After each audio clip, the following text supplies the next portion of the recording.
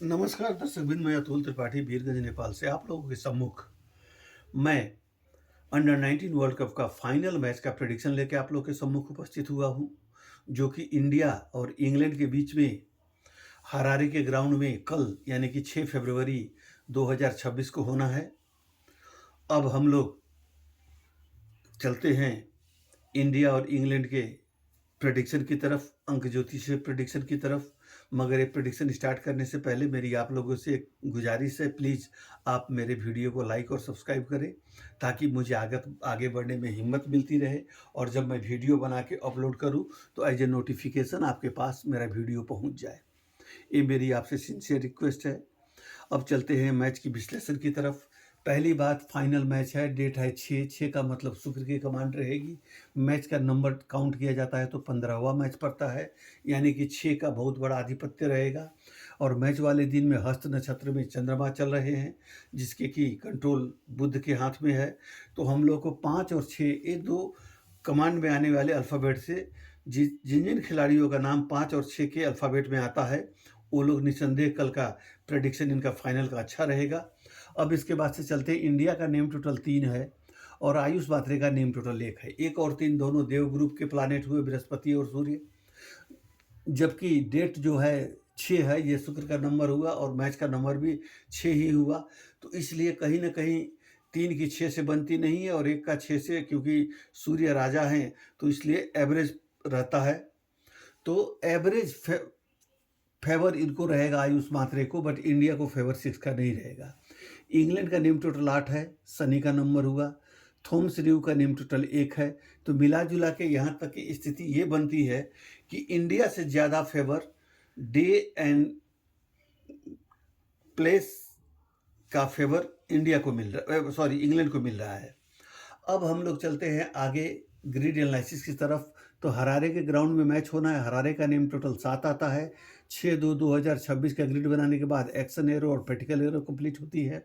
आयुष मात्रे का 1 है। 16/7/2007 इनका डेट ऑफ बर्थ है।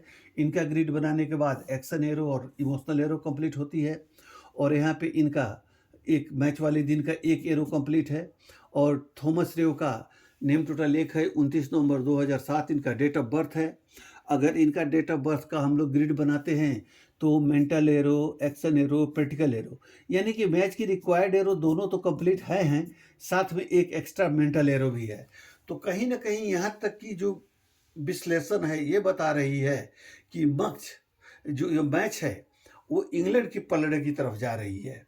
मगर अब आते हैं हम लोग प्लेयर के ऊपर।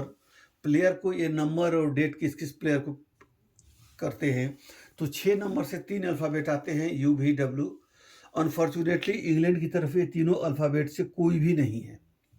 और इंडिया के तरफ UVW से वैभव सूर्यवंशी है, वेदांत त्रिवेदी है और विवान मल्होत्रा है। 3 प्लेयर हैं जो 6 के कमांड में आते हैं। उसके बाद से EHNX है, 5 ये 4 जो अल्फ़ाबेट है EHNX, ये आपको बुध के कमांड 5 के कमांड में आते हैं। ये भी इधर इंग्लैंड की तरफ नहीं है। इसके बाद से EHNX में यहाँ पे हम लोग हरनील पटेल एक आ रहे हैं और बाकी कोई नहीं आ रहा है। मगर हर प्लानेट का ग्रुप होता है, हर नंबर का कोई पॉजिटिव नंबर होता है, कोई नेगेटिव नंबर होता है, कोई फ्रेंडली नंबर होता है, कोई इनमी नंबर होता है। तो 6 के फ्रेंडली नंबर में जो आते हैं 1 और 2, 1 और 2 से प्लेयर का जो नाम आता है वो इंग्लैंड की तरफ है। Ben Dorkis, Kaley Flesser, Alex French, Alex Green, Ali Farooqui. मगर मूल जो चाहिए 5 और 6 का, वो इंग्लैंड की तरफ एक भी प्लेयर नहीं है।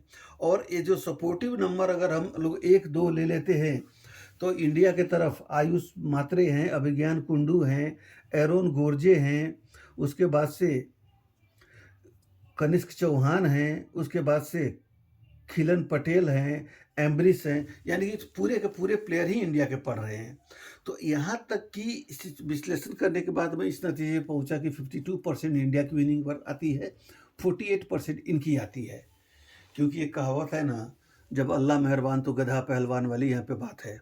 भले प्लेयर यहाँ पे अच्छे हैं लेकिन दिन सितारे इंग्लैंड वालों के मजबूत दिख रहे हैं।